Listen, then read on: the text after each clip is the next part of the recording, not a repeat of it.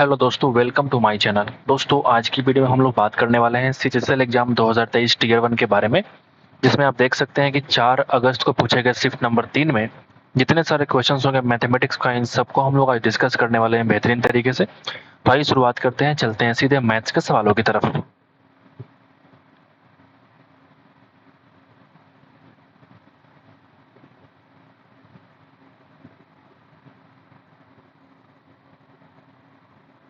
यहाँ से आपका मैथ्स का सवाल शुरू होता है। आप देख सकते हैं पहला सवाल क्या बोलते हैं कि अगर x plus one upon x की वैल्यू अगर 7 है तो x Q minus one upon x Q की वैल्यू क्या होगी। बहुत ही आसान सवाल है। अगर मैं यहाँ से x minus one upon x निकालूंगा तो आप बोलेंगे 49 कर लो, 7 का स्क्वायर माइनस 4 का अंडर रूट, यही होता है लॉजिक।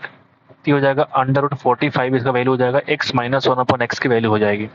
अब यहाँ से मुझे अगर यहाँ पहुँचना तो मैं क्या करूँगा, इस 45 का जो रूट है इसको तुम क्यूब कर लो और प्लस करो 3 टाइम्स इसी रूट 45 को। रूट 45 हमने कॉमन निकाल लिया तो यहाँ से बचेगा 45 और प्लस 3, ठीक है, यानी कि 48 हो गया। और रूट 15 को हम लिख सकते हैं 9 गुना 5, यानी कि 3 बाहर निकाल दो और रूट 5 अंदर, यानी कि 144 रूट 5 इस सवाल का आंसर हो जाएगा। तो पहला सवाल बेहद ही आसान होगा, आप इसको कहेंगे बहुत ही आसान सवाल से शुरुआत हम लोग कर चुके हैं। आगे बढ़ते हैं, नंबर 2 पे चलते हैं। नंबर 2 सवाल क्या बोलता है, ठीक है। सवाल क्या बोलता है कि 10वीं कक्षा में छात्रों की संख्या जो है 7वीं कक्षा में छात्रों की संख्या से कितने परसेंट कम है।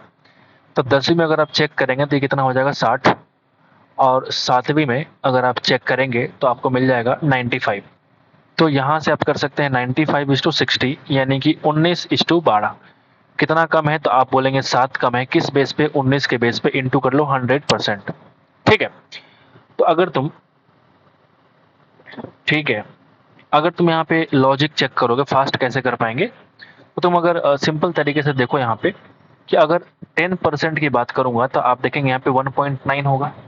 अगर 30% की बात करूंगा तो आप बोलेंगे 5.7 होगा।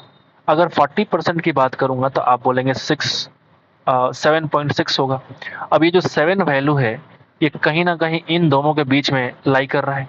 तो मैं कह सकता हूँ कि 30% और 40% के बीच में जो ऑप्शन है उसको मुझे चूज करना पड़ेगा। 30 और 40 के बीच में सिर्फ एक ही ऑप्शन है, ऑप्शन नंबर 2, और यहाँ से तुम टिक करके भाग जाओगे। मैंने आपको समझाने के लिए इतना लिखा है, वरना मैं फटाफट देख लूंगा कि ये चीज 36.84% ही होगा, ऑप्शन नंबर 2 ही होगा, और ये मुझे मालूम है। ठीक है, आगे बढ़ते हैं, नंबर 3 पे चलते हैं। सेक प्लस टेन की वैल्यू अगर दे रखी है तो आपको निकालना है साइन प्लस कॉस की वैल्यू क्या होगी। बेहद ही आसान। अगर ये सेक प्लस टेन है तो आपको ये मालूम है कि sec theta minus tan theta कितना हो जाएगा, तो आप बोलेंगे 1/√3, क्योंकि फॉर्मूला होता है ना, sec square theta minus tan square theta is equal to 1, यानी इन दोनों का मल्टीप्लीकेशन 1 होना चाहिए।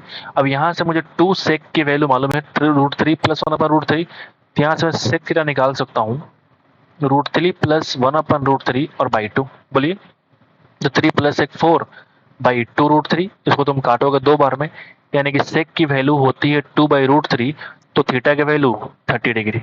क्या मैंने सही बोला? तो थीटा की वैल्यू 30 डिग्री।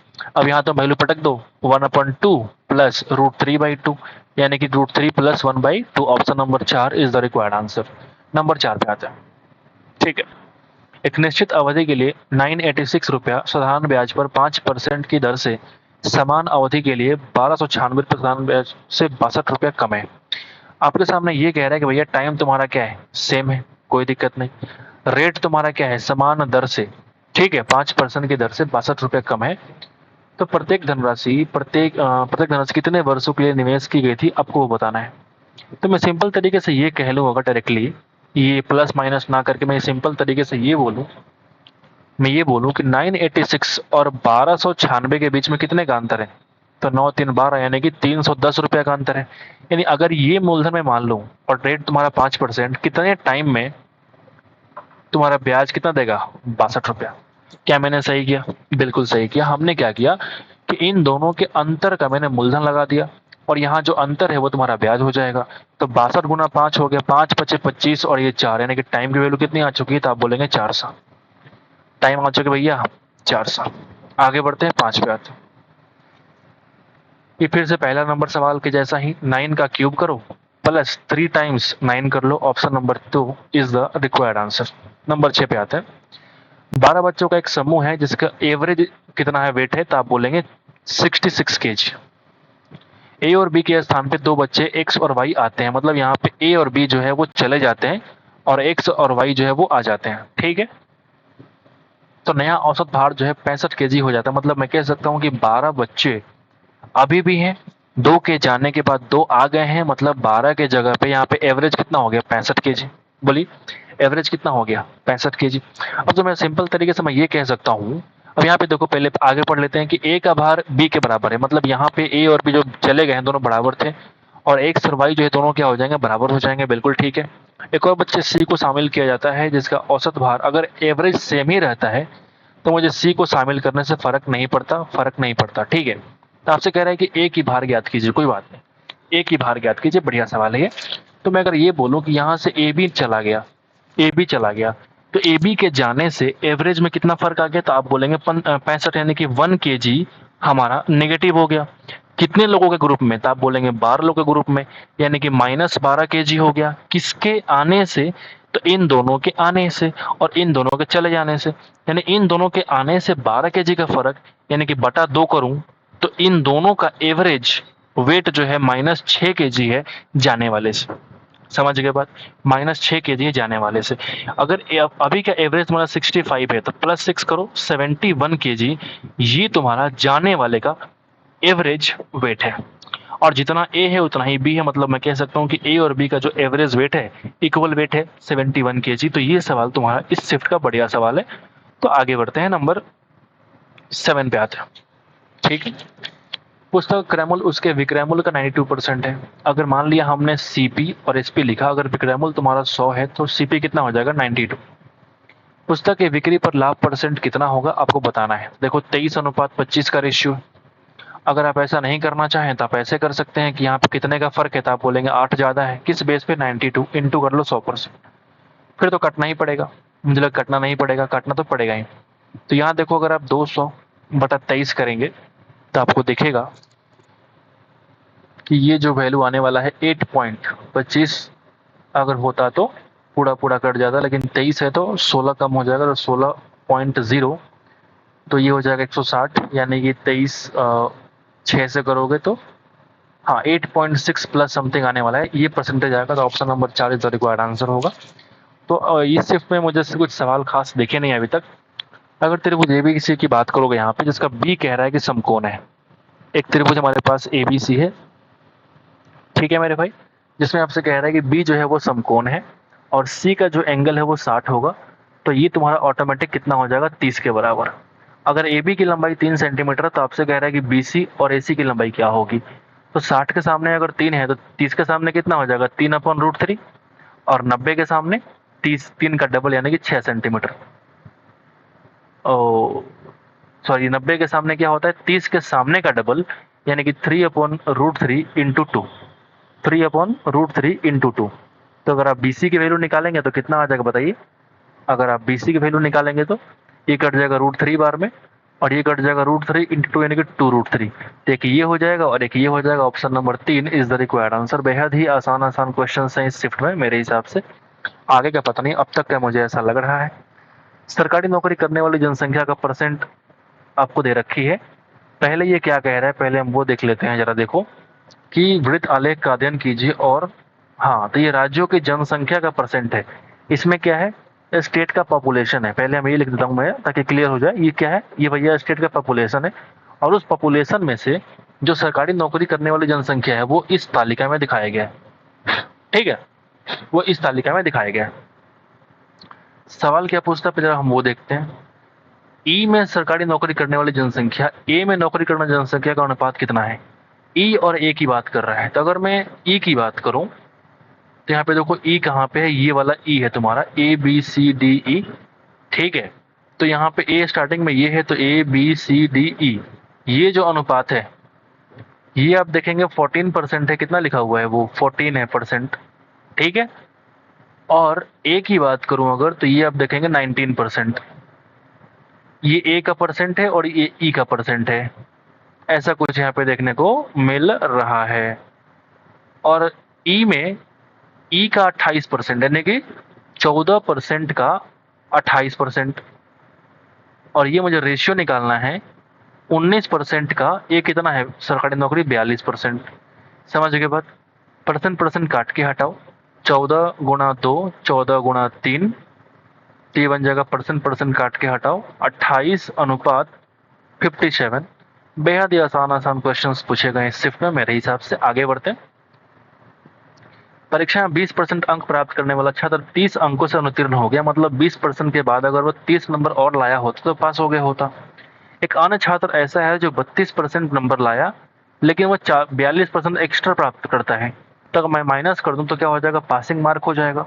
अधिकतम संख्या कितना है, तो मैं काम करते इसको भेजो उधर, तो बन जाएगा 12%। इसको भेजो इस साइड, यानी कितना बन जाएगा, तो आप बोलेंगे 72, यानी कि 1% की वैल्यू कितनी आ जाएगी, 6 के बराबर। तो 100% कितना हो जाएगा बताओ, 600। और 600 इस सवाल का आंसर हो जाएगा। बेहद ही आसान आसान क्वेश्चन है। आगे बढ़ते हैं। एक दुकानदार जो है 9 सेंटीमीटर त्रिज्या का एक बड़ा बेसन का लड्डू, ओहो, ठीक है, गोलाकार बनाता है, तो बेसन के इस बड़े लड्डू से 3 सेंटीमीटर त्रिज्या वाले कितने बेसन के लड्डू बनाए जा सकते हैं, आपसे ये पूछा जा रहा है। तो 9 का क्यूब अगर मैं करूं तो मेरा काम बिगड़ जाएगा, लेकिन कर सकते हैं। क्यों पता है, क्योंकि 4/3 into pi r cube, 4/3 into pi r cube, दोनों ही केस में क्या हो जाएगा, 4/3 पाई कट जाएगा, यानी कि ये मुझे करना पड़ेगा इक्वेट नंबर ऑफ, यानी कि n मान लिया हमने, इंटू 3 का क्यूब। समझ गए बात, इंटू 3 का क्यूब, समझ गए, इंटू 3 का क्यूब। अब तुम यहाँ पे देखो तो पता चले कि n की वैल्यू आने वाली है, ये बन जाएगा 729, ये बन जाएगा 27 इंटू एन, ये पूरा पूरा कर जाएगा 27 बार में, यानी कि एन की वैल्यू कितनी हो जाएगी, 27 लड्डू बनाए जा सकते हैं उस एक लड्डू से। इसकी मान क्या होगी, जहां पे ए बी और सी आपको दे रखा है, ये फॉर्मूला आपको याद ही होगा कि ए प्लस बी प्लस सी, है ना। और यहाँ पे अगर हम ए स्क्वायर प्लस बी स्क्वायर करेंगे तो महंगा हो जाएगा, बहुत मुश्किल हो जाएगा, तो हम क्या करेंगे 1/2, और यहाँ पे कर लो ए माइनस बी का whole square plus B minus C का whole square plus C minus A का होल स्क्वायर, और यहाँ पे लग जाएगा आपका ब्रैकेट। क्लियर है? तो 1/2 इंटू, अगर तीनों को तुम जोड़ोगे तो 3 और 2 5 और 1 600, ठीक है, 35 और 15 50, और 80 कितना हो जाएगा, 130, यानी कि 730। ठीक है भैया, 730। अब यहाँ पे देखो a माइनस बी का स्क्वायर करो तो आप देखेंगे 120 का स्क्वायर है, कितना है, 120 का स्क्वायर है। ठीक है, आगे हम लॉजिक बताएंगे कि ये फास्ट कैसे कर पाएंगे। यहाँ तुम्हारा 120 का स्क्वायर है, प्लस देखो अगर b माइनस सी की बात करूं, b माइनस सी, तो आप देखेंगे यहाँ पे कि 35 का स्क्वायर है, और यहाँ पे c माइनस ए तुम अगर करोगे तो कितना हो जाएगा बताओ, ये तुम्हारा हो जाएगा 200, 135 और 20, यानी कि 155 का स्क्वायर। यही होता है मेरे भाई। ठीक है, अब यहाँ पे तुम एक लॉजिक देखो, तुम यहाँ पे एक लॉजिक देखो, वो क्या लॉजिक है, वो क्या लॉजिक है, ठीक है। वो लॉजिक ये है कि अगर अगर मैं इस अंतिम डिजिट 5 का स्क्वायर करूं तो 5 ही आने वाला है, यहाँ मैं 5 का स्क्वायर करूं तो अंतिम डिजिट 5 ही आने वाला है, और यहाँ मैं 0 का स्क्वायर करूं तो अंतिम डिजिट 0 आने वाला है। अगर मैं इस 5 प्लस 5 को जोड़ूंगा तो अंतिम डिजिट 0 ही आएगा, मुझे मालूम है, यानी कि यहाँ भी 0, यहाँ भी 0, यहाँ भी 0, यहाँ भी 0, कोई दिक्कत यहाँ पे नहीं। लेकिन लेकिन तुम एक बात बताओ, अगर मैं इस 5 के बाद वाले कहानी की बात करूं, अगर मैं इस 5 के बाद वाले कहानी की बात करूं, तो आप जरा देखना बड़े ध्यान से, आप जरा देखना बड़े ध्यान से कि मैं क्या कहने वाला हूं। अंतिम डिजिट तो 0 हमारा फिक्स हो गया, लेकिन मैं अगर ये बोलूं कि कोई भी संख्या जिसका अंतिम डिजिट अगर 5 हो, तो 5 का स्क्वायर या तो अंतिम डिजिट 25 होता है, ठीक है, या तो नहीं, मैक्सिमम टाइम पे ये 25 ही होता है अंतिम डिजिट, यानी इसका अंतिम 2 डिजिट क्या होगा, 25, इसका अंतिम 2 डिजिट क्या होगा, 25, और इसका अंतिम 2 डिजिट क्या होगा, 0। बोलिए बोलिए। यानी अगर मैं अंतिम 2 डिजिट को जोड़ूंगा तो आप पाएंगे कि यहाँ पे जो वैल्यू आने वाली है अंतिम वाली, वो कितनी आएगी बताइए। अगर मैं अंतिम 2 डिजिट को जोड़ूं तो आप देखिए 50 आने वाला है, 50 आने वाला है, नहीं गड़बड़ है, गड़बड़ है भाई, ठीक है।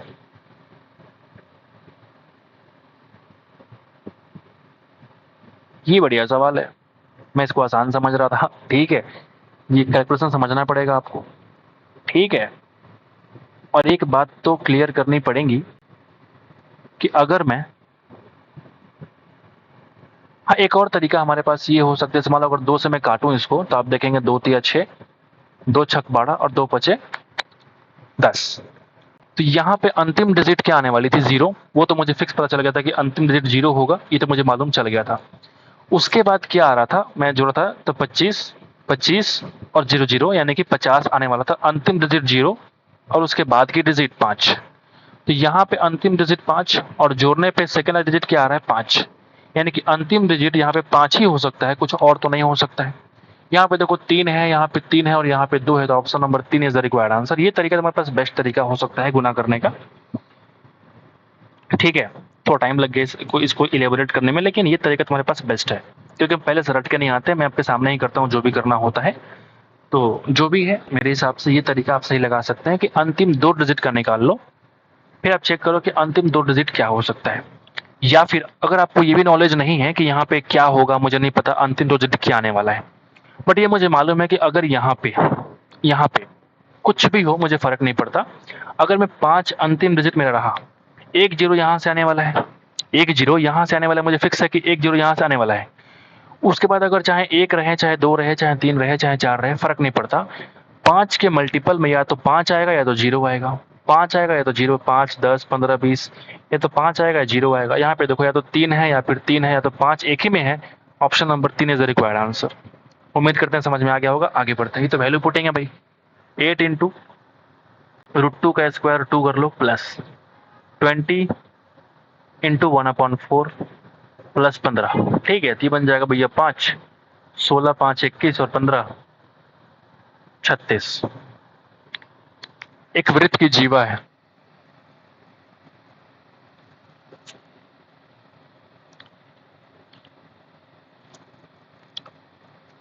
ठीक है, एक वृत्त हमारे पास है। ठीक है, एक वृत्त हमारे पास है। तो PQ एक वृत्त की जीवा है, तो हम काम करते हैं यहाँ पे PQ को हमने ले लिया और PQ एक वृत्त की जीवा हो गई। यहाँ पे तुम्हारा सेंटर कहीं होगा। बिंदु वृत्त बिंदु X पर स्पर्श रेखा XR बढ़ाई हुई भुजा PQ को R पे काटती है। यहाँ पे अगर मान लिया हमने ये कोई पॉइंट R है, तो इस पॉइंट से अगर आप देखेंगे तो ये स्पर्श रेखा का कटिंग पॉइंट है, ये कटिंग पॉइंट है और ये पॉइंट क्या हो जाएगा? XR। ठीक है, XR अगर तुम्हारा 12 सेंटीमीटर है, सवाल क्या कह रहा है कि अगर XR तुम्हारा 12 सेंटीमीटर है और PQ X के बराबर है, PQ X के बराबर है और QR X-2 है, ये कितना है? X-2 है। तो आपसे कह रहा है कि X की वैल्यू क्या होगा? अरे भाई वैल्यू पुटिंग है, सॉरी वैल्यू पुटिंग कह रहा हूँ, फॉर्मूला बेस है 12 का स्क्वायर 144 इज इक्वल टू इस R पॉइंट से Q की दूरी हो जाएगी X-2 और इस R पॉइंट से पूरा P का डिस्टेंस X प्लस X यानी कि 2X-2। सही है ना? 2X-2। अब जरा गुना भाग कर लीजिए, तो आप बोलेंगे 2x square minus 2x minus 4x plus 4 is equal to 144। ठीक है, तो बन जाएगा 2x स्क्वायर माइनस 6x और ये इसको ले इधर तो बन जाएगा माइनस 140 इज इक्वल टू 0। 2 से तुम काट लो तो ये x square minus 3x minus 70 is equal to 0। अब यहाँ तुम अगर देखोगे ध्यान से तो बन जाएगा x स्क्वायर और ये कट जाएगा कितने पे? तो आप बोलेंगे माइनस 10 प्लस 7 में कट जाएगा, टूट जाएगा, सॉरी स्प्लिट हो जाएगा। तो हम क्या कह सकते हैं कि x माइनस 10 और x plus 7 is equal to 0। तो x की वैल्यू एक बार 10 एक बार माइनस 7। अब तुम बोलोगे चूंकि x एक लेंथ है, एक लेंथ की वैल्यू है, तो नेगेटिव तो नहीं हो सकता, यानी कि x की वैल्यू 10 इस सवाल का आंसर हो जाएगा। आगे बढ़ते हैं 15 पे आते हैं। एक व्यक्ति अपने घर से सुपरमार्केट तक 10 किलोमीटर पर आवर की चाल से चलता है और 5 की स्पीड से वापस आता है। इस पूरी यात्रा में उसे 1 घंटा 30 मिनट लगता है। तो उसके घर से सुपरमार्केट की दूरी क्या कीजिए। तो तुम बेस्ट तरीका क्या है कि आप इसका ABG स्पीड निकाल लो। कैसे निकाल पाएंगे? जब सेम डिस्टेंस गया सेम डिस्टेंस आया तो हम क्या बोलेंगे 2xy upon x plus Y. तो 2 10 इंटू 5 और ये हो जाएगा 15। बोलिए 5 गुणा 3, यानी मैं कह सकता हूँ कि जो एवरेज स्पीड है वो 20/3 किलोमीटर पर आवर है। बोलिए अगर मैं ये बोलूं कि 1.5 घंटा आने और जाने का समय लगता है, तो मैं यहाँ पे अगर डिस्टेंस निकालूं आना प्लस जाना दोनों का, तो आप बोलेंगे स्पीड इनटू लगा दो टाइम, यानी कि 3/2, यानी कि 10 किलोमीटर हो गया। 10 किलोमीटर आने और जाने का डिस्टेंस है, तो सिर्फ एक तरफ से दूरी कितनी हो जाएगी, तो आप बोलेंगे 5 किलोमीटर। समझ गए? बढ़िया सवाल, आसान सवाल।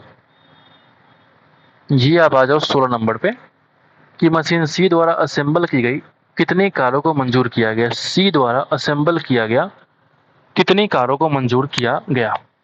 ये 550 खारिज किया हुआ है, मतलब इसको रिजेक्ट कर दिया गया। खारिज का मतलब रिजेक्ट, और मंजूर का मतलब एक्सेप्ट। तुम यहाँ पे देखो 90% एक्सेप्ट किया गया, मतलब ये 10% रिजेक्टेड है। तो 10% की वैल्यू अगर 550 है, तो आपसे कह रहा है कि असेंबल, यानी ये मंजूर वाला पूछ रहा है। तो 10% की वैल्यू अगर 550 है, तो 90% की वैल्यू 550 इंटू 9, यानी कि 4950। 17 पे आते हैं। ये सवाल तो आपके चुटकियों में बनने वाला है। ये सारे सवाल तो आप चुटकी में हल कर सकते हैं। कैसे भाई? तो आप अगर देखेंगे यहाँ पे कि ये 8 का कितना है, तो आप बोलेंगे 1.5 गुना है। तो 3 का 1.5 गुना कितना हो जाएगा, 4.5। इस सवाल का आंसर हो जाएगा। ए बी सी और पी क्यू आर अगर सिमिलैरिटी आपको दे रखा है, तो ए बी की लंबाई 12, यानी ए बी फर्स्ट, और पी क्यू 18। यहाँ पे मैं कह सकता हूँ कि जो साइड का रेशियो है वो 2:3 का रेशियो है। तो परिमाप भी क्या होगा, सेम रेशियो में होगा। तो अगर ए बी सी 45 है, तो इसकी क्या हो जाएगी, यानी कि 45 का तुलना कर दो 2 से, मुझे निकालना है 3 का। तो आप चेकआउट करेंगे 67.5 सेंटीमीटर इस सवाल का आंसर हो जाएगा। आसान आसान क्वेश्चन आ रहे हैं भैया। 19 पे आते हैं। ठीक है, यहाँ पे फिर से कह रहा है भैया कि एक सर्कल है, एक सर्कल है, ठीक है, जो कह रहा है कि एम एन जो है ना, ओ केंद्र वाले वृत्त का व्यास है। एम एन जो है मेरे भाई, वो ओ केंद्र वाले वृत्त का व्यास है। पी और एस एम एन के दोनों ओर वृत्त के परिधि पे दो बिंदु हैं, पी और एक और पॉइंट इधर ले लो एस। इस प्रकार है कि पी एम एन 50, अगर मैं यहाँ से इसको मिलाऊं और यहाँ से मैं इसको मिलाऊं, तो आप देखेंगे ये बन जाएगा भैया 50। सवाल में दे रखा है। और एम एन एस, यानी कि अगर मैं इसको यहाँ से मिला दूं और इसको मैं यहाँ से मिलाऊंगा, एम एन एस कितना हो जाएगा, तो आप बोलेंगे 35। सवाल क्या पूछ रहा है, जरा वो देखो। पीएमएस और पीएनएस के बीच अंतर की डिग्री, पीएमएस, अच्छा, ये वाला एंगल बड़ा वाला, और फिर पीएनएस, ये बड़ा वाला एंगल का जो डिफरेंस है वो आपको चेकआउट करना है कितना होगा। तो अगर मेरे भाई एम एन अगर व्यास है, डायमीटर है, तो ये मैं कह सकता हूँ कि ये कितना होगा 90 डिग्री। ये कितना होगा 90 डिग्री। 9 5 14, तो इसकी वैल्यू कितनी हो जाएगी 40। 9 125, तो इसकी वैल्यू कितना हो जाएगा बताओ, 55 डिग्री। 55 55 डिग्री बोलिए। तो अगर मैं इन दोनों को जोड़ दूंगा तो 105 डिग्री, 105 डिग्री, और मैं इन दोनों को जोड़ दूंगा तो 75 डिग्री। इन दोनों का अंतर निकाल दो आप, 30 डिग्री। इस सवाल का आंसर हो जाएगा। इस बंदे ने चूज किया है ऑप्शन नंबर 2। कभी कभी जल्दबाजी में क्या होता है, गलतियां हो जाती है, तो ऐसी गलती आप ना करें। अगर फिगर ड्रॉ कर लिया आपने तो बहुत ही आसानी से बन जाती है क्वेश्चंस। ठीक है, आगे बढ़ते हैं। ज्योमेट्री का आधा सवाल दम तोड़ देता है अगर आप उसके फिगर को ड्रॉ कर लेते हैं, मतलब मेरे हिसाब से ऐसा होता है एग्जाम हॉल में। ठीक है, यहाँ पे कह रहा है क्रमशः 24 और 18 सेंटीमीटर त्रिज्याओं वाले दो वृत्तों के बीच की दूरी कितनी है, 48। अनुप्रस्थ या अप्रत्यक्ष घनिष्ठ स्पर्श रेखा की लंबाई कितनी हो जाएगी, तो आप कहेंगे केंद्रों के बीच की दूरी का स्क्वायर माइनस केंद्रों के बीच की दूरी का स्क्वायर, और माइनस यहाँ पे देखिए इन दोनों का जो अंतर कितना है, तो आप बोलेंगे 6 का स्क्वायर। इसका लगा लीजिए अंडर रूट। ये तुम्हारा लेंथ ऑफ टेंजेंट होगा, जो यहाँ पे उभयनिष्ठ स्पर्श रेखा होगा उसकी यहाँ बात हो रही है। तो अगर तुम घटाओगे तो बन जाएगा 42, और जोड़ोगे तो बन जाएगा 54। 54 का अंडर रूट, बताइए। अब यहाँ पे तुम देखो कि यहाँ से भी 6 निकालो तो 7 बचेगा, और यहाँ से अगर तुम 6 निकालोगे तो 9 बचेगा। ठीक है, तो फिर तो गड़बड़ हो जाएगी भैया। क्या हमने कुछ मिस्टेक करा है? 24 + 18 कितना हो जाएगा, तो आप बोलेंगे 42। ठीक है, लेकिन यहाँ मैंने अंतर निकाला है, ये हो जाएगा 42 × 54। तो ये 6 × 7 और ये 6 × 9, तो 6 बाहर निकाल दूंगा तो 7 90 63 बचेगा अंदर। ठीक है, केंद्रों के बीच की दूरी अगर दे रखी है 48, तो दोनों वृत्तों के अनुप्रस्थ या अप्रत्यक्ष उभयनिष्ठ स्पर्श रेखा की लंबाई कितनी हो जाएगी। जैसे यहाँ पे, अच्छा मैं समझ गया, अगर ये सर्कल का, दो सर्कल के बीच का, अगर केंद्रों के बीच की दूरी ज्यादा है इन दोनों सेंटर से ज्यादा, सेंटर के अगर बीच की दूरी यहाँ पे दे रहे 48 और ये तुम्हारा है 24 और ये तुम्हारा मान लो 18 है, तो इन दोनों का सम अगर, तो हो सकता है कि ये वाला पूछ रहा हो। ठीक है, तो इस केस में R1 प्लस R2 होता है। मैं भूल जाता हूँ कभी कभी, यहाँ पे क्या बोलूंगा, 6 स्क्वायर नहीं बल्कि 48 स्क्वायर माइनस 24 प्लस 18 यानी 42 का स्क्वायर। तो इस केस में क्या हो जाएगा बताओ, यहाँ पे एक बार घटाया हमने 6 हो गया और जोड़ा तो हो गया भैया 90 हो गया।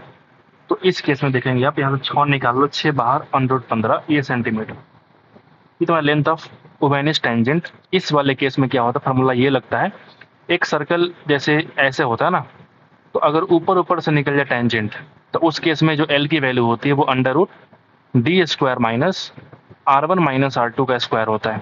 तो हमने ये वाला समझ के हमने बनाया था, लेकिन एक्चुअल में ये वाला आपका फार्मूला अप्लाई करना पड़ेगा। ठीक है, 21 पे आते हैं। अशोक ने एक डाकघर में 5% चक्रवृद्धि ब्याज की दर पर 3 वर्ष के लिए 18,000 का निवेश किया। ब्याज एक वर्ष में एक बार संशोधित होता है, तो 3 वर्ष बाद उसे राशि कितनी प्राप्त होगी। 3 वर्षों में कितनी राशि प्राप्त होगी, बहुत ही आसान सवाल है। अगर आप ऑप्शन देखेंगे तो 20,000, 22,000, 21,000, 22,000, मतलब एक लंबा चौड़ा तुम्हें गैप दिख रहा होगा ऑप्शन में। तुम यहाँ पे अप्रोक्सीमेशन लगा सकते हो। अगर 5% की बात करूँ तो 3 वर्षों में कितना होता है, 15.7625% होता है। आपने याद किया होगा इसको। तो अगर मैं काम करूँ 15% और 16% निकाल देता हूँ, उसके बीच का वैल्यू तुम्हारा आंसर हो जाएगा। यानी 15% कितना हो जाएगा, तो आप बोलेंगे 180 गुना 15, 180 गुना 15 यानी कि 270, 2700 रुपया। ये कितना है, तो आप बोलेंगे 15% के बराबर हो जाएगा। अगर हम 16% की बात करूंगा तो आप बोलेंगे इसमें 180 रुपया जोड़ दो, 2880 हो जाएगा। अगर तुम 18,000 तुमने लिया हुआ है, 2700 अगर तुम्हारा ब्याज हुआ, तुम पे करोगे 20,700 रुपया। बोलो, अगर तुमने इतना ब्याज देना होगा तो तुम पे करोगे 20,880 रुपया।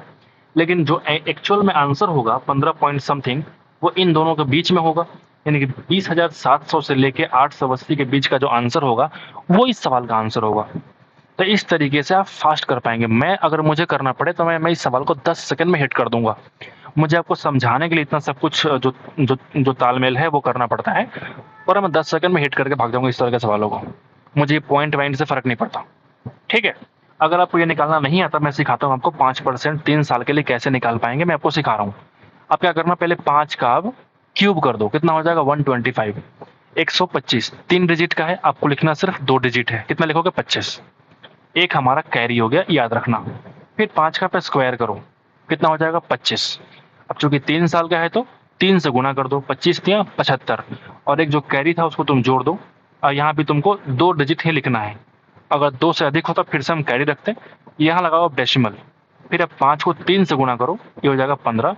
तो 15.7625% ये तुम्हारा 3 साल का चक्रवृद्धि ब्याज होता है। तो इस तरीके से हम लोग निकालते हैं क्या, कि कितना परसेंट ब्याज लगेगा। ये तरीका आप फास्ट तरीके से अप्लाई कर सकते हैं एग्जाम हॉल में।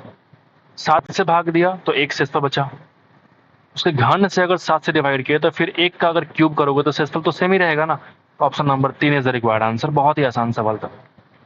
5 घंटे में 80 की चाल से एक निश्चित दूरी तय करता है। तो 5 घंटे में 80 का स्पीड मतलब 400 किलोमीटर गया। अब ये स्पीड से अगर जा रहा है तो आपको कितना टाइम लगेगा आपको बताना है, यानी कि 8/3 यानी कि लगभग 2.7 घंटे। आसान सवाल। 15 लड़के किसी कार्य को 28 दिन में पूरा कर सकते हैं, उसी कार्य को 21 लड़के कितने दिन में पूरा करेंगे, तुम खुद से कर लो। बेहद ही आसान सवाल है। आगे बढ़ते हैं, 25 नंबर पे आते हैं। एक डीलर जो है अंकित मूल्य पर 60% की छूट दिया। ये बढ़िया सवाल मेरे को लग रहा है, मेरे हिसाब से आखिरी सवाल। अंत भला तो सब भला, और ये बढ़िया सवाल मेरे को लग रहा है, ऐसा फील आ रहा है। एक डीलर जो है अंकित मूल्य पर 7% की छूट देता है और 25 वस्तुओं की खरीद पर एक वस्तु मुफ्त में देता है, क्या बात है, और इस प्रकार 25% का उसको लाभ कमाता है। तो क्रय मूल्य से अधिक पर अंकित मूल्य में वृद्धि ज्ञात कीजिए। बहुत ही बढ़िया सवाल मेरे हिसाब से, बहुत ही बढ़िया सवाल। ठीक है, कंफ्यूज हो गए तुम अभी तक, मुझे जहां तक भरोसा है। ठीक है, 7% के डिस्काउंट दिया और साथ साथ ये भी बोला कि 25 तुम वस्तु खरीदा तुम तो एक हम फ्री देंगे। मतलब ये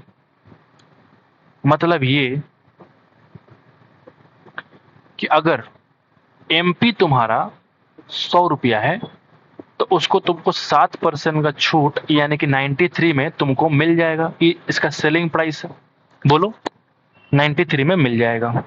लेकिन साथ साथ ये भी कह रहा है कि अगर तुम 25 वस्तु खरीदोगे तो एक हम क्या करेंगे, मुफ्त में दे देंगे। एक हम मुफ्त में दे देंगे। बताइए, तो मैं ये कह सकता हूं कि 26 जो होगा इंटू कर लो 93, यानी ये एक्चुअल में क्या है, 25 के बदले तुमने 26 पेड किया, यानी 26 इंटू 93 उसका एक्चुअल सेलिंग प्राइस होना चाहिए, लेकिन वो एक्चुअल में 25 वस्तु का ही पैसा वापस लिया होगा। समझ रहे हो मेरी बात? यानी यहाँ पे जो वैल्यू देगा हमको, ये 25% लाभ का देगा। यानी ये 125 की वैल्यू है, मुझे निकालना है 100 की वैल्यू, तो मुझे क्या मिल जाएगा, 25 वस्तु का सीपी मिल जाएगा। बोलो बोलो बोलो बोलो, क्या मैंने सही बोला? क्या मैंने सही बोला? बस ये जो लाइन हमने लिखा है ना, अगर तुम ये समझ गए तो कहानी तुम्हारा मस्त चलेगा एकदम। ठीक है, मस्त एकदम चलने वाला है। ठीक है, अब यहाँ देखो तुम्हारा क्या हो जाएगा, 25 गुणा 5, ये हो जाएगा 4। तो यहाँ पे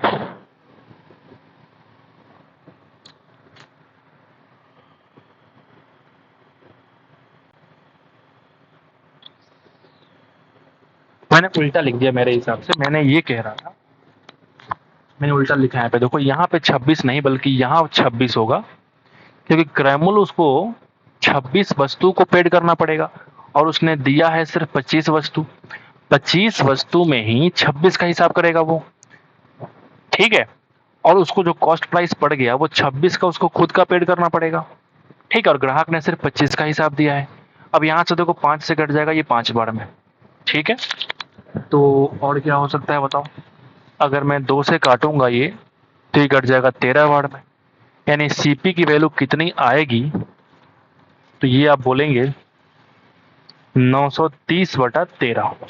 ठीक है, तो अगर मैं सीपी और एमपी का रेशियो लिखूंगा तो सीपी कितना हो जाएगा, 930/13। एमपी कितना है 100, 1010 काट लो, यानी कि 93/130।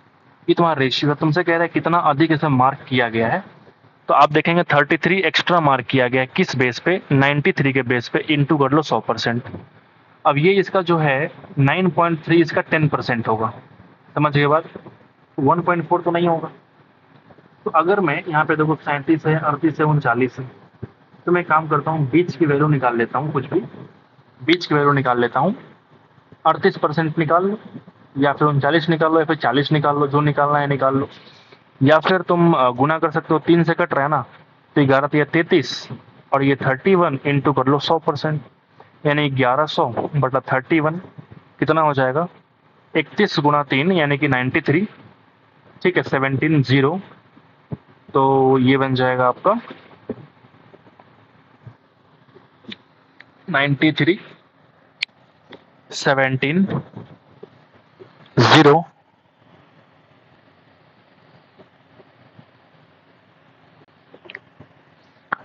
या फिर इसका बेस्ट तरीका ये होगा ना गुना करने का, वो क्या हो सकता है मैं बताता हूँ आपको। अगर आप यहाँ पे देखेंगे 1100/100, मतलब आपको ये चेक करना है कि 11 जो है वो 31 में कितना परसेंट है। तुम अगर खुद से चेक करोगे तो मैं एक काम करता हूँ, ऑप्शन चेक कर लेता हूँ। जैसे यहाँ पे मेरे पास 37, 30, 39, तो मैं क्या करूंगा 39% निकाल के चेक करता हूँ एक बार कि वो कितना आ रहा है। ठीक है, तो अगर मैं 3.1 की बात करूं तो 3.1 तुम्हारा 10% है। तो अगर मैं 4 से गुना करूँ तो 40%, यानी कि 12.4। 12.4 कितना हो जाएगा, 40%। तो अगर -1% में करूँ तो बन जाएगा 39%, और यहाँ मुझे माइनस करने पड़ेगा 0.31। 0.31, यानी जो वैल्यू आने वाली है वो कहीं ना कहीं 39% की जो वैल्यू है वो 12:1 है। मैंने कुछ मिस्टेक करी है क्या? मैंने कुछ मिस्टेक करी है क्या? ये सवाल तो बढ़िया है, तो दिमाग तो खराब होना है, कोई दिक्कत नहीं। 930/13, यहाँ तक मैंने सही करा है, बिल्कुल ठीक। 25 वस्तु का S P 93/125 is equal to 26 गुना सीपी हो जाएगा। ठीक है। अच्छा, यहाँ तो 93 और ये 130 बन जाएगा। अगर तुम काटोगे तो 3 से कटने वाला नहीं है, लेकिन यहाँ पे अच्छा अच्छा अच्छा, ये जो अंतर है वो 37 का है और मैंने क्या लिखा है? अरे भाई साहब हट, यही गड़बड़ हो जाता है कभी कभी। 130 इंटू 100%। अब जरा चेक करो ना, तो तुम अगर खुद देखोगे तो अब तुमको पता लग गया होगा। फिर मैं गलत लिख रहा हूँ, देखो यहाँ पे यही होता है।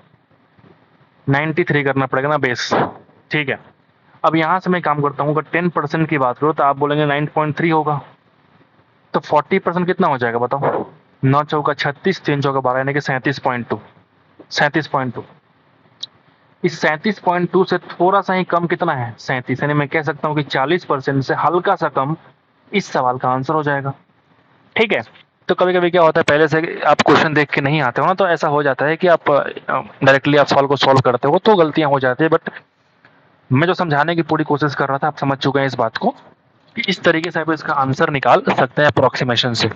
मेन जो इस सवाल का मोटिव है वो ये समझना कि ये जो लाइन हमने लिखा है ये सबसे इंपॉर्टेंट है। चाहे मैं फिर से बोल सकता हूँ, हमने क्या बोला कि उसने 25 वस्तु के लिए एक वस्तु मुफ्त कर दिया, यानी उस इंसान से 25 वस्तु का ही एसपी लिया होगा। 25 गुना 93, और इस पे क्या हो रहा है कि 25% का लाभ हो रहा है, मतलब ये 125 के बराबर। मुझे निकालना है 100 की वैल्यू, तो ये मुझे मिल जाएगी क्रय मूल्य कितने की? 26 की, क्योंकि आपने एक तो फ्री में दिया है। 26 गुना एसपी के बराबर। समझ गए बात? तो उम्मीद करते हैं कि आपको ये सवाल समझ में आ गया होगा। तो एक बार लाइक कर दीजिएगा हमारी इस एफर्ट के लिए। मिलते हैं आपसे अगली वीडियो में, तब तक के लिए थैंक यू सो मच मेरे भाई।